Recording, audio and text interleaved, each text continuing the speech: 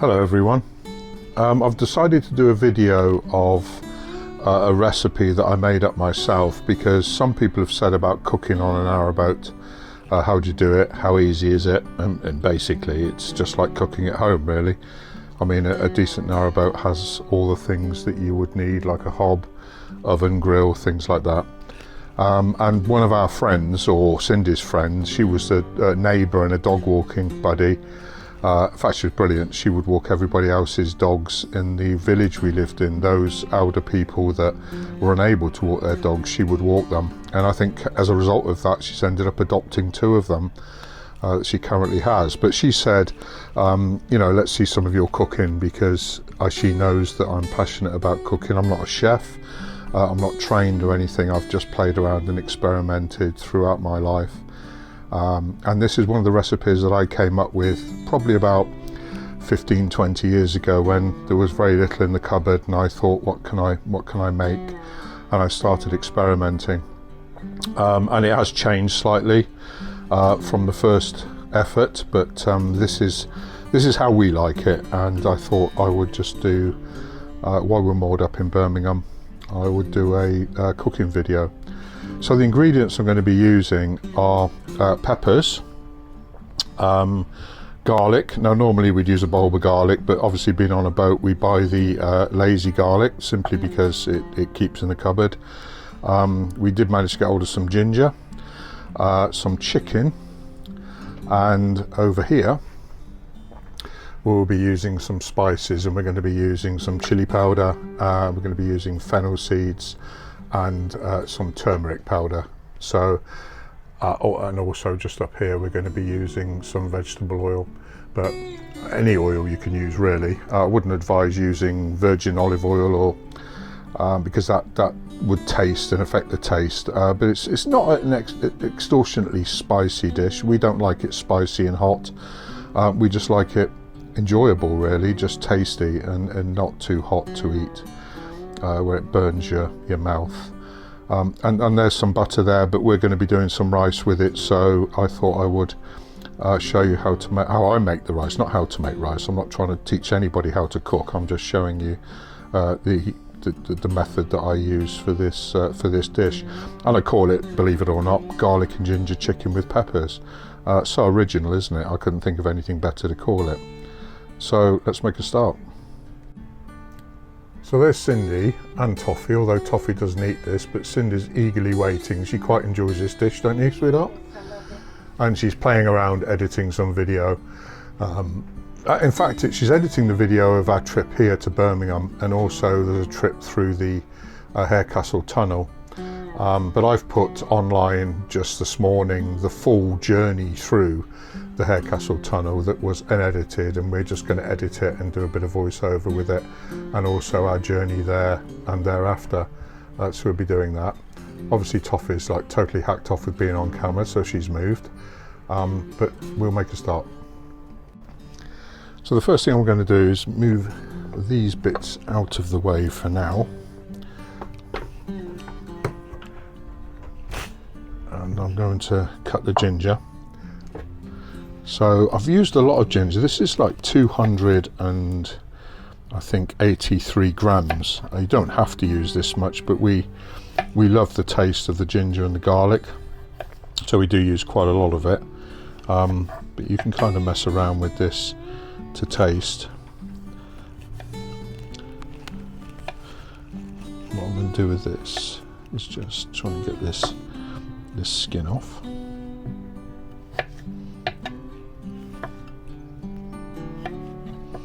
And then I'm going to cut all this up, just enough for it to go into a blender. Again, we're not going to be too fastidious about how much we blend it. I want it to be fibrous, and that's what makes the sauce very thick, but you'll see that at the end. Been really careful because I don't normally video myself cutting with my sharp cooking knives, which are really sharp.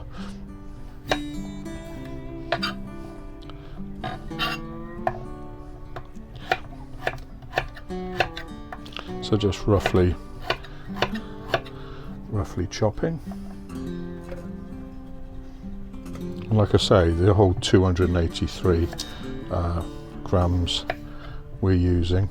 I normally say to Cindy, if she's going shopping, when she buys the ginger, she knows just to get a handful of it, because when you see cooking videos and they say, oh, ginger, and then they've got a few squares there, and I'm kind of like, how the hell are you going to taste that?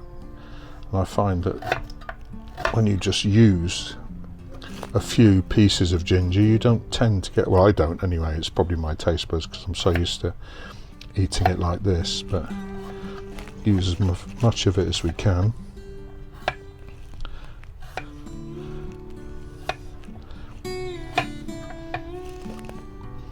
There we go. We'll just get rid of this, and then I normally would now chop the garlic, but because I'm so lazy with the garlic at the moment, we won't be chopping that. But I do normally use the whole bulb of garlic, and they say that a teaspoon of this stuff is equal to 1 bulb. In fact, what I'm going to do is just wash that out straight in there.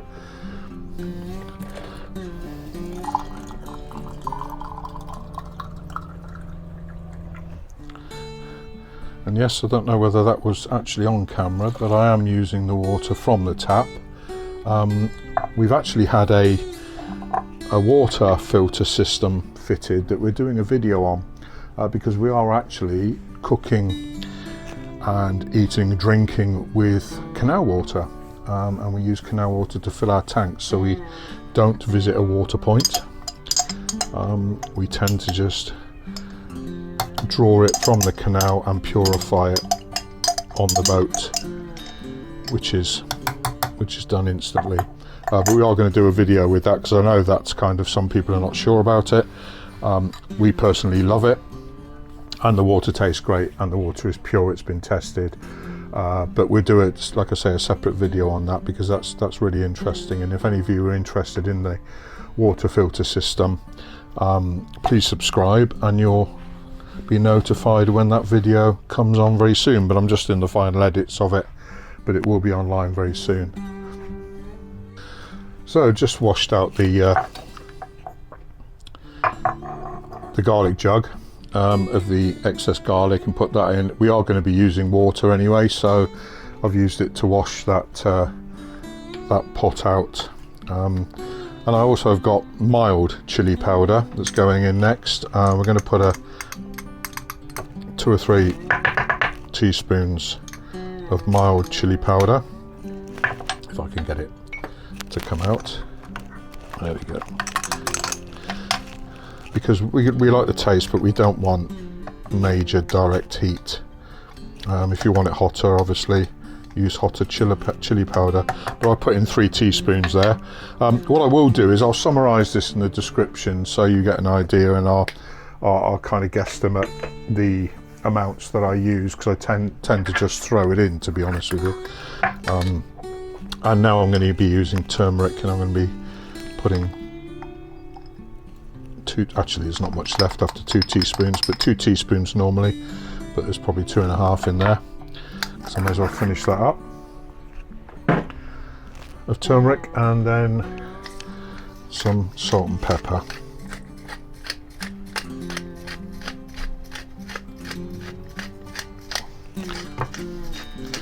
That was the pepper, not the salt, in case you think that I was just drowning it in salt.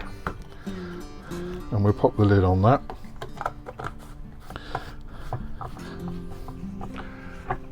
And we will just bring this over here and give it a blitz. Now, like I say, we don't want to blitz it up to it, it's totally liquidized. I like it fibrous, so we'll just switch it on first, that'll be helpful. Just give it a blast.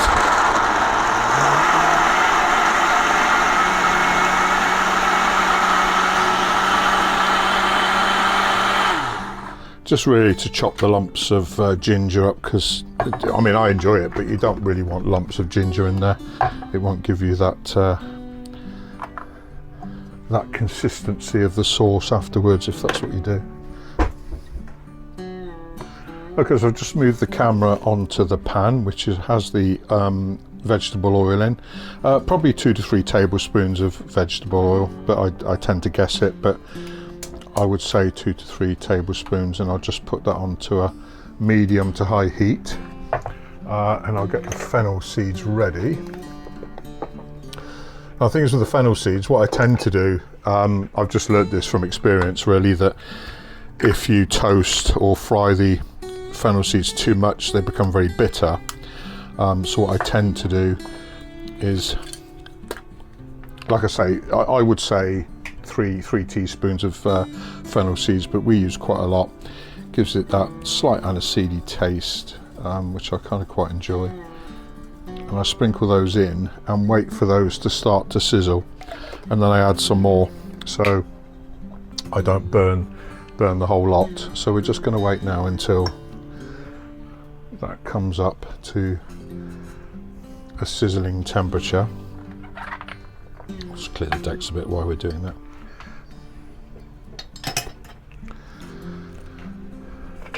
I'll get my spoon ready. I use the same spoon all the time because that's why it's stained.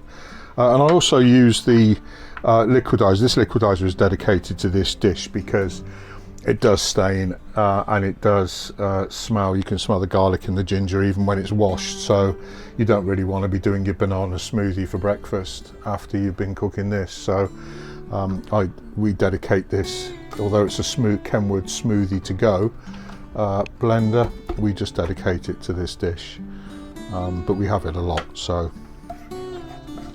it gets used. So I'm just going to wait for that to come up to a sizzle. Okay, so that's now starting to sizzle, so I'm just going to sprinkle a few more in.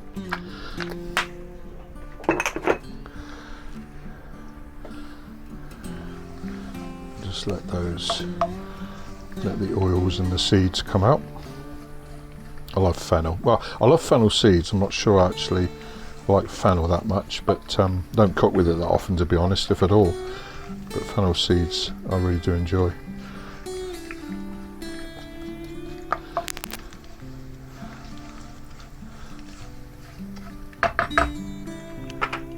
So now that's had its sizzle, I'm just going to tip the sauce in, and as you can see, that's the consistency of the sauce, slightly lumpy, very fibrous from the ginger, which is really good.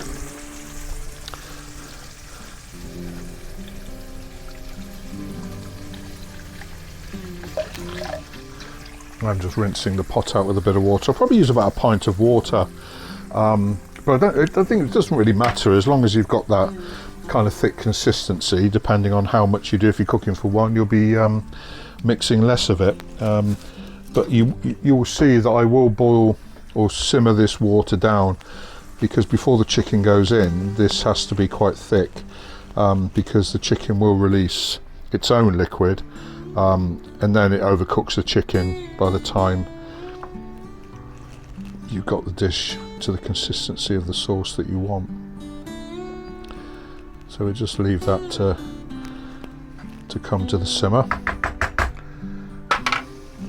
I've got it on medium heat, and I don't believe in turning it up to bring it to the boil then simmer it. I think that rushes the cooking.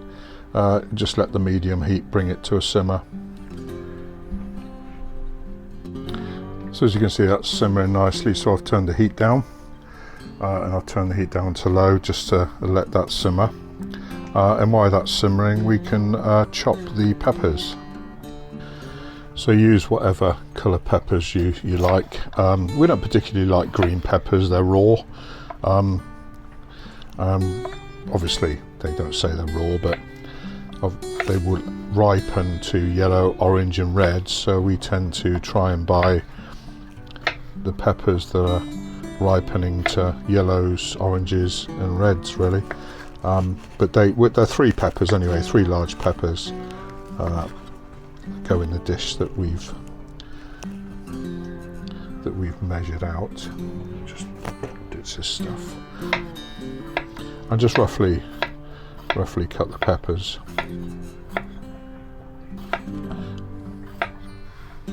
Like that. So this is the third pepper, and we're using 2 red and 1 yellow. But like I say, just roughly chopped, because they're not going to stay this shape. They will soften and reduce in size. And the sauce is now quite thick, which is at this stage the consistency that you want it, really. We will be having this with rice and salad, and I'll do my take on pilau rice after we've put the chicken in, and we'll go through that process. But that's ready now for the peppers to go in.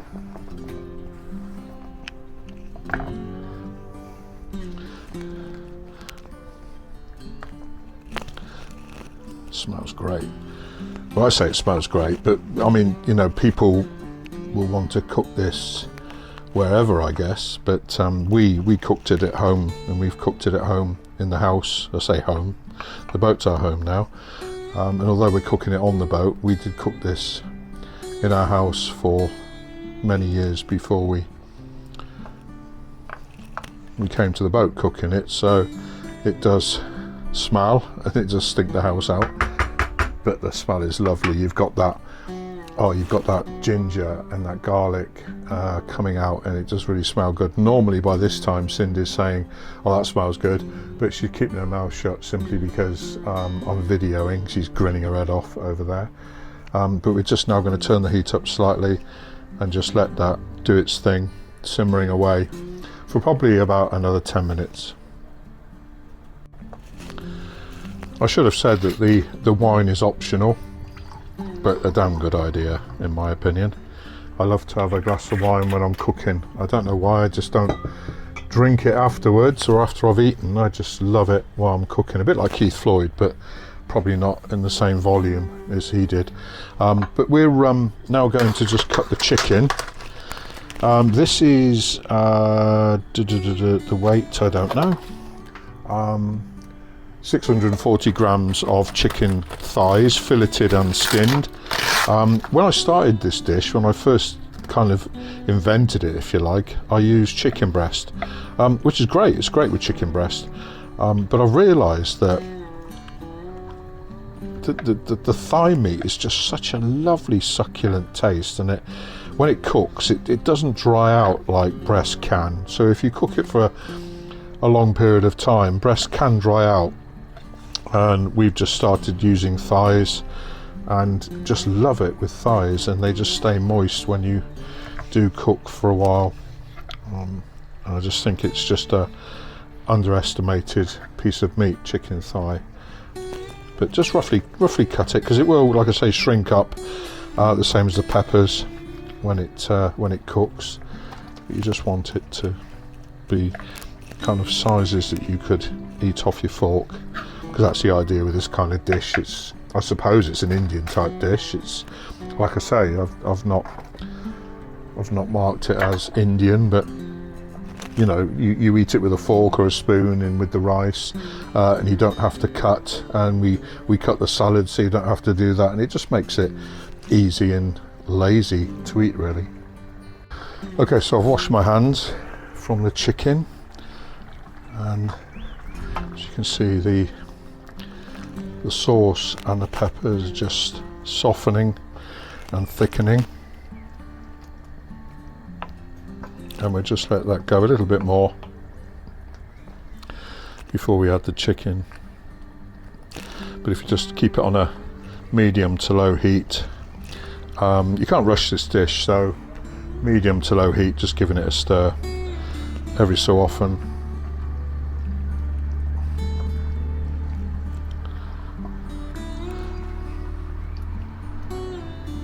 And I haven't got my pinny on either, actually, which Cindy frowns at me a lot. I've actually got a white t-shirt on, which is the worst coloured garment to wear for this, because if you do splash it on, I say it stains, but she always says give it to me, and she sprays some sort of concoction on it that she buys and the stains come out, but it will stain, so be careful.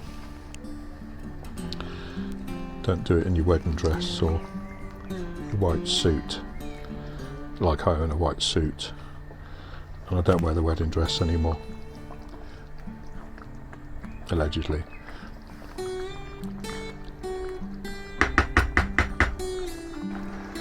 I maybe should have mentioned at the beginning that quite often we've put potatoes, chopped cut potatoes with this instead of using rice, and then you would, the moment that you put the liquid into the oil and fennel seeds, you would add the potatoes so they've got a chance to soften if you're going to use potatoes, and again with any amount that you feel comfortable with in the dish. I say, because this, like I say, this is my recipe, but this should serve more than two, although we tend to get 2 decent meals out of it, and that's a portion that I eat as well, which is probably a 2-person portion, and then there's enough for Cindy to have it. If I eat steak, she tends to have the leftovers of this that will keep in the fridge for a few days. And I think that's partly why Indians use spices with the heat they had without refrigeration, because apparently meat will be preserved in spices a little longer than if they were just sat naked, if you like. But I don't know, it's chicken, so I wouldn't recommend doing anything like that, leaving it too long. But yeah, we've had it like 4 days later and it's been absolutely fine. It's gone really well. Sorry, you might hear boats. There's a boat mooring up just opposite us.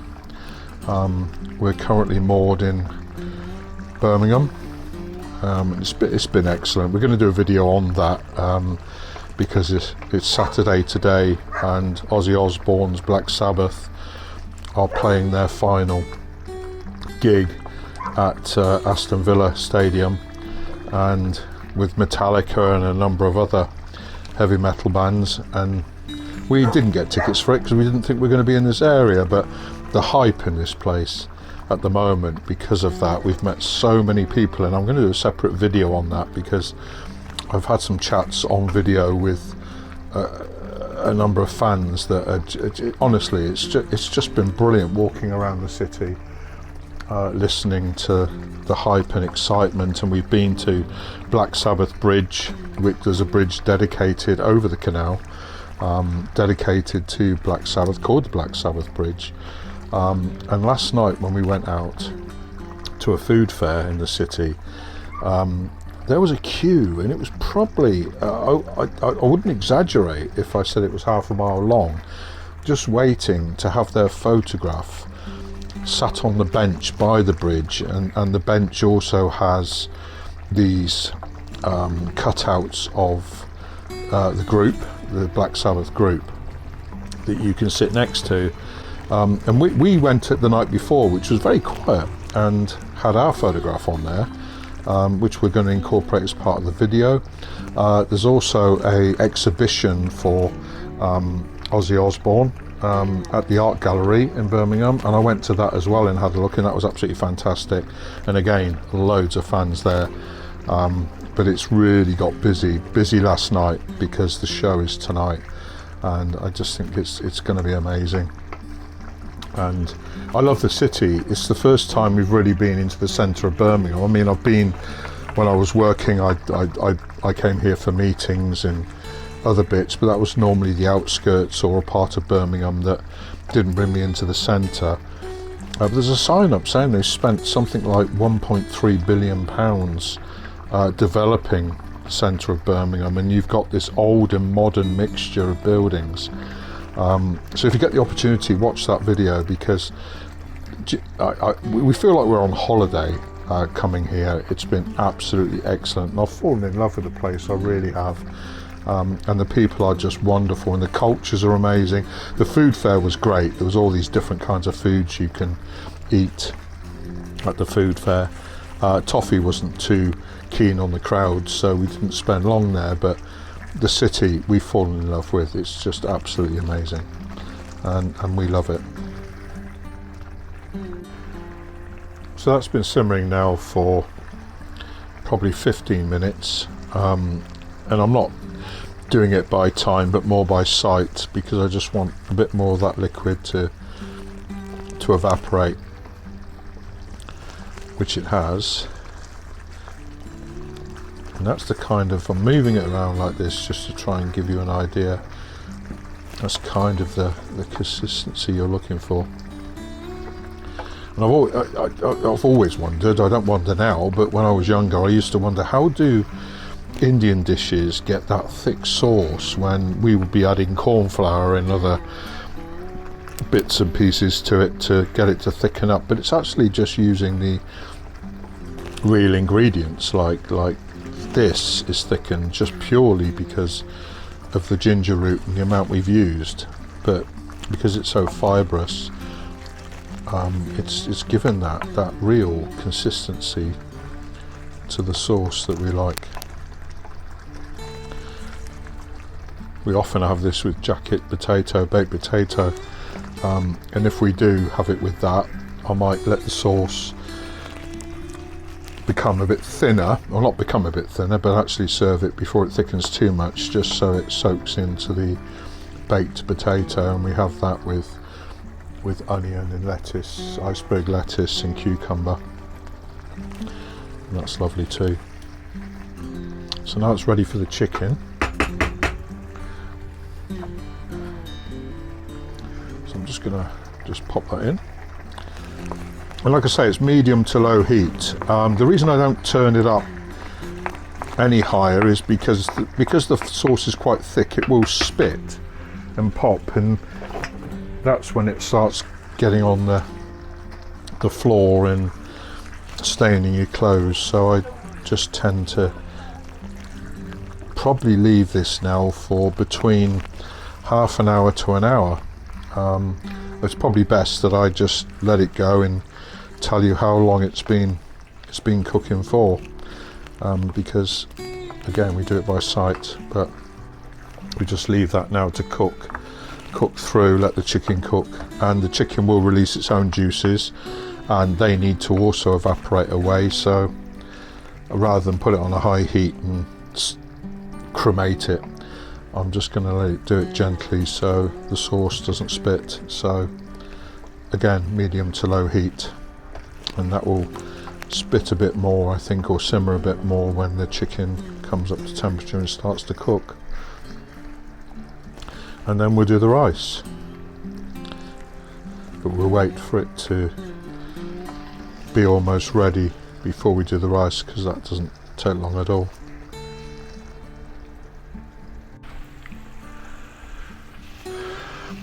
So this has been,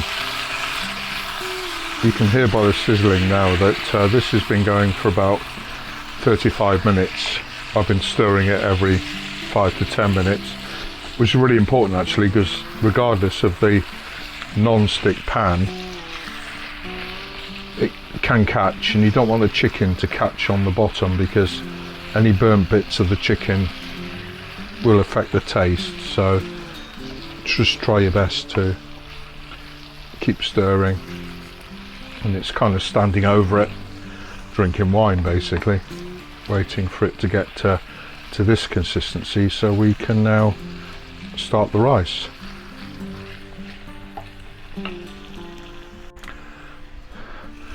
So for the rice, I've measured out 160 grams of basmati rice, and I've got one of these Knorr chicken stock pots, which I find are really good, just to give it that chicken taste when you're eating chicken. 4 green cardamom pods and 6 whole cloves, a bit more garlic, cumin seeds, and some more turmeric. But what I do, I use the jar just to crush the green cardamom pods, just because the seeds have the taste as well as the shell, just so it releases those. And it's okay if the seeds go into the rice. What you tend to do is pick out, when the rice is boiled, you pick out the cardamom shells, because they can be the taste can be a bit weird. So yeah, now I just add some butter, excuse me, just get a knife to add some butter. So fairly generous, I can only show you that because I don't measure it, but that's how much butter I'm going to add. And I'm going to add a little bit of vegetable oil just to prevent the butter from burning. There we go. And I'm going to put that on a medium heat and just let that come to temperature. So that heat's on low for the rice. I use the same spoon. Save on washing up, especially on a boat. But I'm going to start with the cloves and drop those in, followed by the cardamom pods and the bit of seed that's escaped. And that's on a really low heat now. And I'm just going to then add probably just a bit more than a teaspoon of garlic.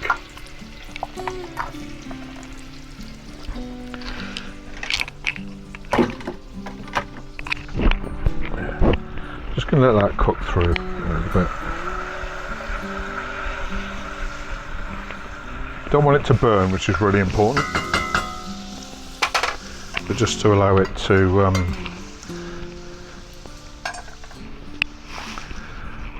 sizzle and release its flavours. And next I'm going to add the cumin seeds.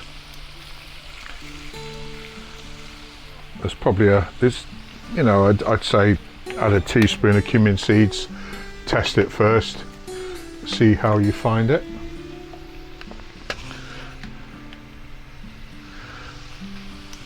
But I've probably added a couple. And then again with the turmeric, just a teaspoon or two. Just allow that to cook through.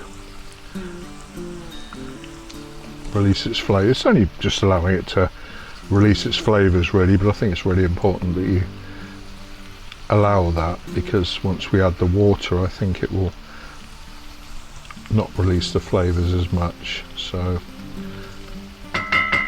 allow it just to sizzle through a bit. And quite often we'll add shallots if we've got them, very, very fine cut shallots, chopped shallots, but that's optional, I think.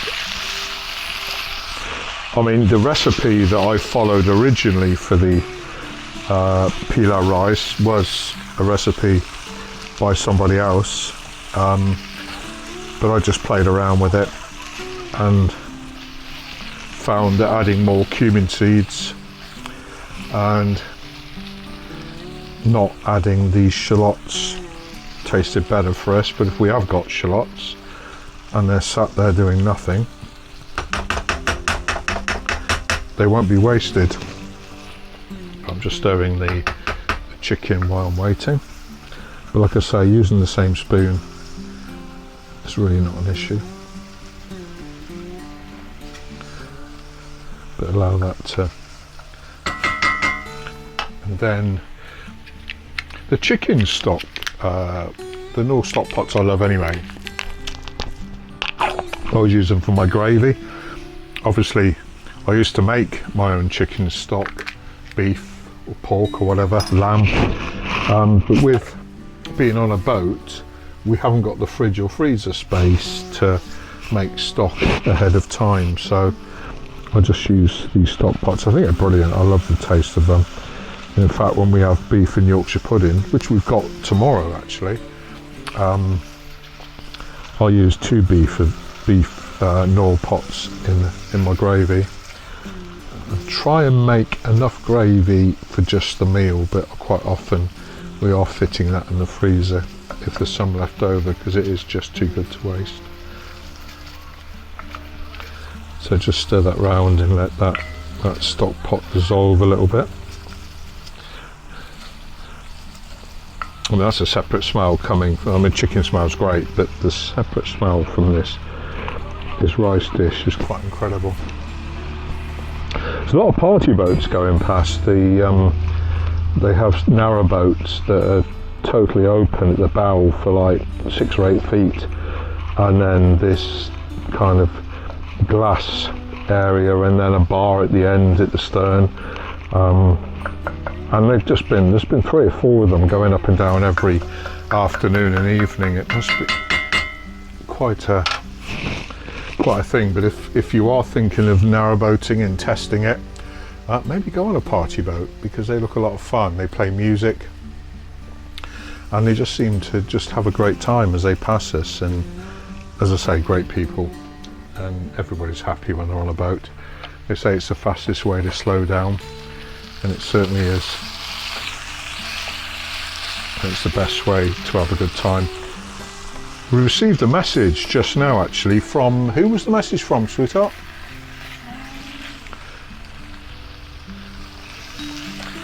Who had watched our fly screen video and said they're due to go on their first narrowboat holiday, and asked if flies were an issue.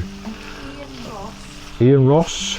9086. Oh, well, I won't give that bit, but we won't give his full ID. But Ian has asked the question, you know, is there anything that's worse, I suppose, because he's a fellow fly hater. And I don't mean to say that flies are in it. They're not. They don't bother us like that. You know, I just when I'm cooking like this, you can see there's not flies messing around with my food or my cooking. And you know, flies aren't a major issue, but we just don't like them in the boat. We were cruising the other day, and there were loads of sorry, well, it's just I'm just having a glug of wine. But while we were cruising, there were loads of horse flies, and every boater we saw at locks and passing was saying about they were experiencing the same thing. And we weren't bitten by any, but it was just that there were so many flying around us. And I don't know whether horse flies have a short breeding span where they all become awake and start breeding, or what, but it's not been like, it was just one day, and then since then I've not really seen one. But flies generally are a pain in the backside for me. And when you're on the canals, wasps aren't that much of an issue, but I don't want one on the boat, and we have seen a couple around. In fact, we were on one of the canals going through a lock, and I went to operate the lock to give Cindy a hand, and there was this massive hornet there. Honestly, it sounded like a drone flying around me, and this damn thing was, I couldn't operate it. Like I said to Cindy, now you do it. Not that I want Cindy to get stung, but I'm allergic, so she was left to do it herself. But yeah, sorry, that sounded awful, but yeah, I had to avoid it. But it was massive. It was the size of toffee, and well, not quite, but almost. And yeah, that was scary. But generally, it's not a major issue. It's just that I put fly nets up just to be comfortable on the boat. Really, no, not because it's like affecting us or making us unhappy or anything. But anyway, thank you, Ian, for that message, and I hope you enjoy this video we're doing now. But you know, enjoy your narrowboat holiday. I'm sure you'll love it. I don't know where it is you're going or where you're picking your narrowboat up from, but you know, just do your research and just enjoy it. And you know, the community is great. And you know, people say, oh, hire boats get a bad deal because, you know, people that own their boats like we do and live aboard like we do give you a hard time, but they don't. You know, generally the community is excellent and very helpful, and give it a go. You can't go wrong. But thanks for your message again, Ian, and enjoy your narrowboat holiday. Anyway, we're at the stage now where we're going to just put in the rice for this, so I'm going to turn the heat off for a moment and just put the rice in. And just give that a mix around. Doesn't matter about that, it's not burnt, it's just stuck to the bottom, it's fine. And now I'm just going to add 300 millilitres of cold water to the rice. We've got these great Le Creuset pots, which I love, and they're really heavy lids and things, they're great. But the reason I use this size Le Creuset pot is because I have a glass lid that I'm going to pull out wherever it is. There it is, and I can pop that on top and put the heat back on and bring that to a simmer, and I can actually see what's going on inside. People say, you know, when you're making rice, put the lid on and leave it for like 12 minutes or 15 minutes. And do you know what? That's never worked for me, because you take the lid off and it's stuck to the bottom, and you know, it's burnt on the bottom and it's just around. I don't know how people do that. So I like to see what's going on with the rice when I'm cooking it. And I will stir it regularly. And when it gets to evaporating or absorbing most of the water, I will take the lid off and finish it off visually without the lid on. But anybody, you know, that tries this, please tell me how you get on. But I've never been able to leave the lid on. And they say just leave it, and then 15 minutes later you get fluffy rice. No, you don't. You get a case of gunk on the bottom that you can't scrub off even trying to wash your pan. But maybe that's just because I'm not doing it right, I don't know. Like I say, I'm not a chef. Anyway, we'll leave that. We'll stir this regularly with the same spoon, and then bring that to the simmer, and then we'll be ready to dish up.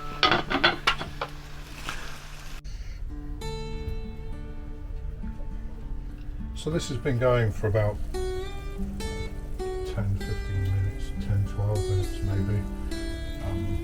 And I've been stirring it regularly, and now you can see that I've prevented it from sticking to the bottom.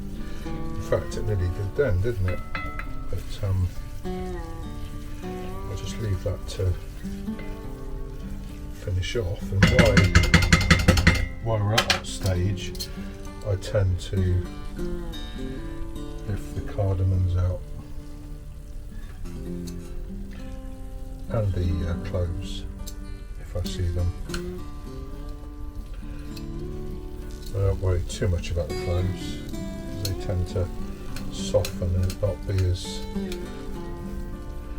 bitter as the cardamom pods, but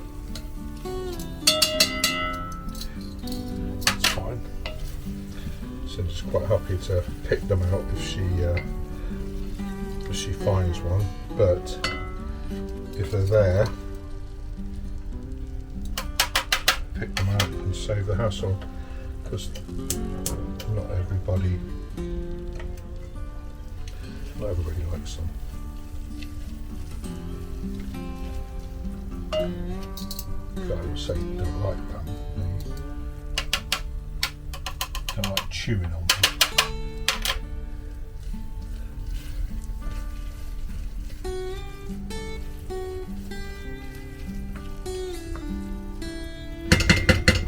I'm sure other people have got probably better ways of cooking rice, and if you've got any tips for me, I'll be really happy to receive them in the comments.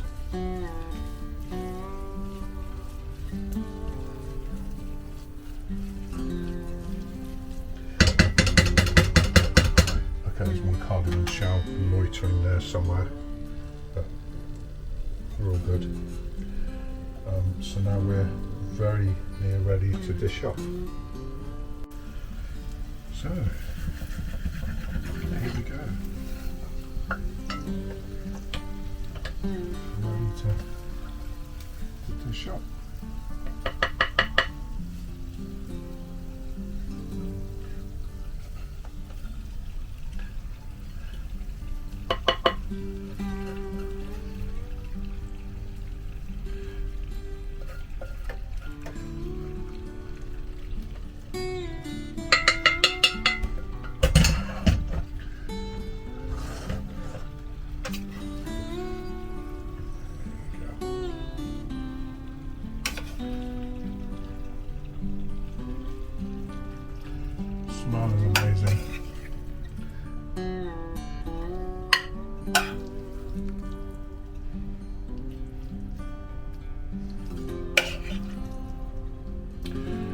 This will feed 4,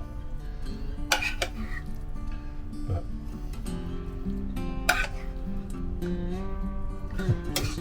proportion there left for Cindy, so for us it feeds 3.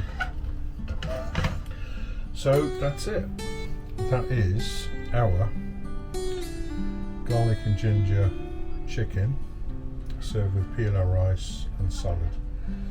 I hope you enjoyed this video, and if you did, please subscribe. We'll do more cooking videos, cruising videos, and there's a lot of technical videos, like I mentioned, the water filter system that we'd love to show you, so there'll be lots to see. But thank you for watching. Take care of yourselves. Bye bye.